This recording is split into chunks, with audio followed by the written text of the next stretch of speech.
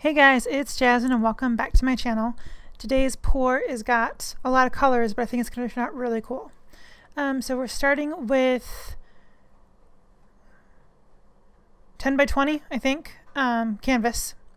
And I've got some black for the negative space. So I spread that over top and bottom. And then I'll give you a list of the colors that I've used, but it'll also be in the description box.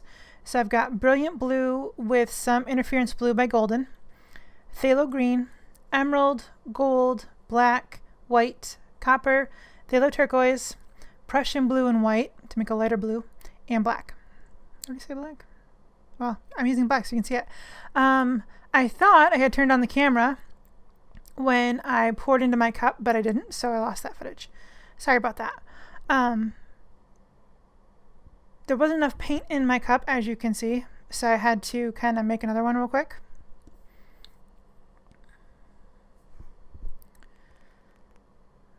So this technique that I'm using is called a dirty cup pour versus a flip cup.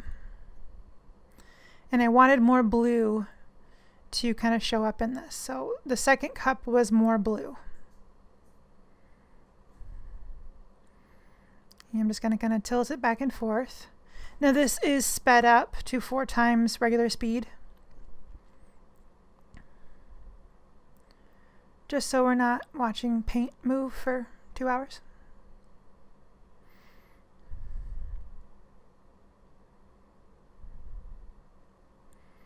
And my ratio for my paintings is 2 parts Floetrol to 1 part paint, and then a tiny bit of water just to get it to the right consistency. If it's flowing off the stirring stick without water, I don't add any. You want to be careful about adding too much water to your paint because it can break down the binders in the paint that make it stay together.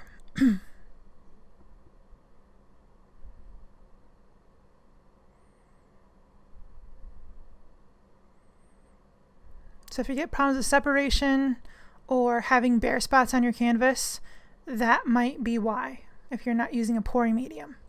I like Floetrol because it's inexpensive in comparison to other pouring mediums you can buy. And it's readily available here in the States. And if you're in Europe, you can get Floetrol, which is, from what I understand, the European version of Floetrol. It's not made by Flood anymore because they sold the recipe, but it's essentially the same product. And what Floetrol is a paint extender. It's a volumizer, so people use it to add to house paint to make the paint flow better when they're applying it to a wall and to avoid any roller marks or brush strokes or airbrush lines, things like that. So if your country doesn't have Floetrol or Floetrol and they sell house paint somewhere, they've probably got a product that will do the same thing. So here I am blowing those lines out because I want to get more like a threading or a feathering effect to it, kind of smoky look to it. And that's a really effective technique I found. Now you can use compressed air, but that's a lot stronger than what you can do with your mouth. Or you can use a straw, and that will be more controlled.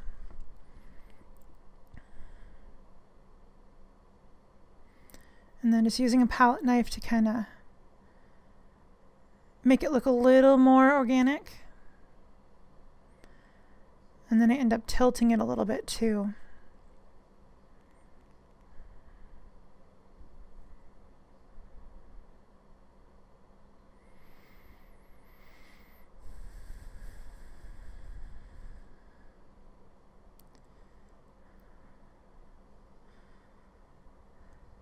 And when I tilt it, I end up losing some of this blue over in the upper right-hand corner, which I didn't notice at first, but I liked it better with more of the blue there, but you know, you kind of can't go back.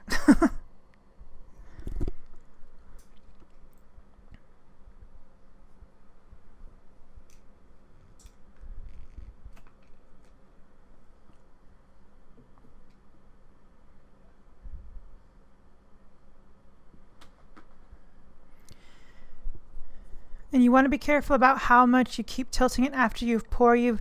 You've got around a 45-minute window to manipulate the paint before it sets too much, and then it gets weird. Because as soon as that top layer of your paint starts to dry is when you want to stop manipulating it, because you could ruin it. You can get weird marks and weird textures in the top surface of the paint. So I'm just using my heat tool to pop any surface bubbles. Again, no silicone in this.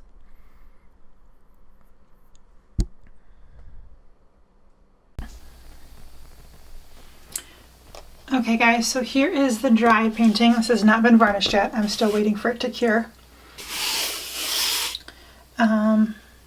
So I showed, let's see, a picture of this portrait style. And I had quite a few comments that thought they looked like a lady, maybe at the beach in a bikini.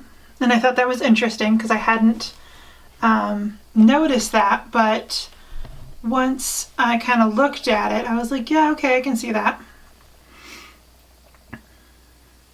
And I'm not sure how I like looking at this better, whether it's portrait or landscape.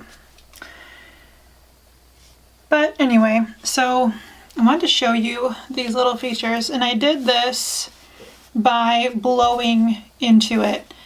I'm not sure if that was in the video or not, but I blew into it, the paint going into the black, because I wanted these little feathery wisps of color into it.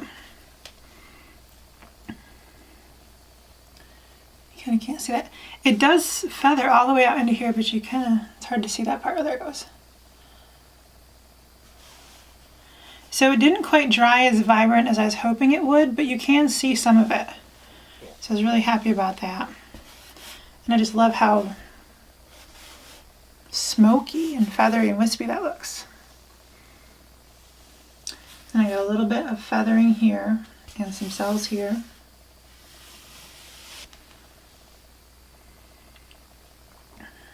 And then, let's see, so this section I blew into it as well, up into here.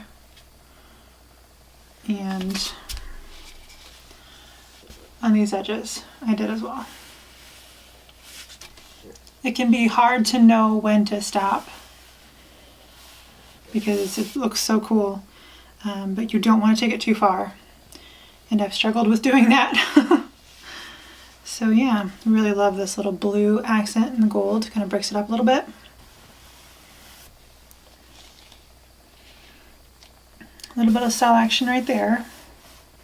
And then just a few tiny ones here and there, which I prefer cells just spontaneously showing up.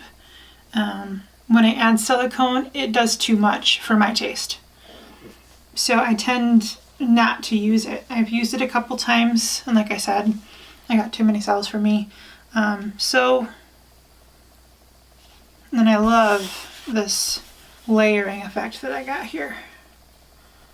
It's so gorgeous.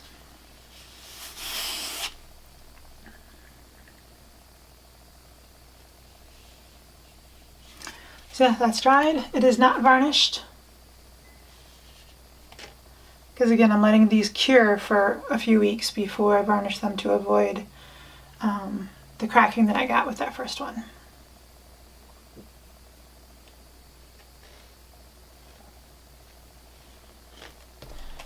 So yeah, hope you like it. Let me know what you think, and I'll see you on the next one. Have a great day, guys. Bye-bye.